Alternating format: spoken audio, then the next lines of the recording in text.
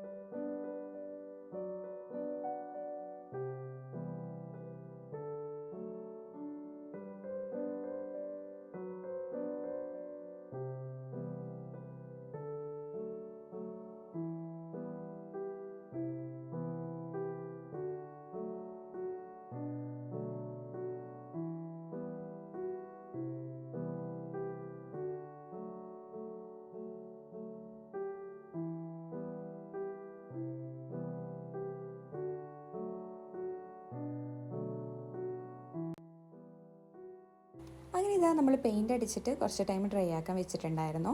ഇനി ഇതിലോട്ടേക്ക് നമുക്ക് ഇഷ്ടമുള്ള കോട്ട്സ് എഴുതി കൊടുക്കാം.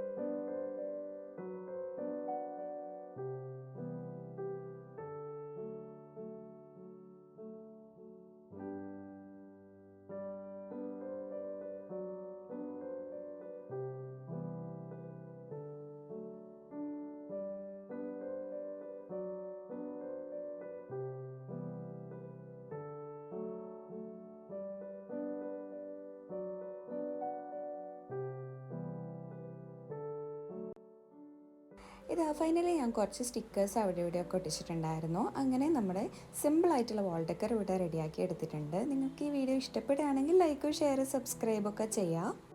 പിന്നെ നിങ്ങളുടെ അഭിപ്രായം കമൻറ്റ് ബോക്സിൽ അറിയിക്കാൻ മറക്കണ്ട കേട്ടോ. അപ്പോൾ നെക്സ്റ്റ് ഒരു വീഡിയോയിൽ കാണുന്നത് വരെ ബായ്.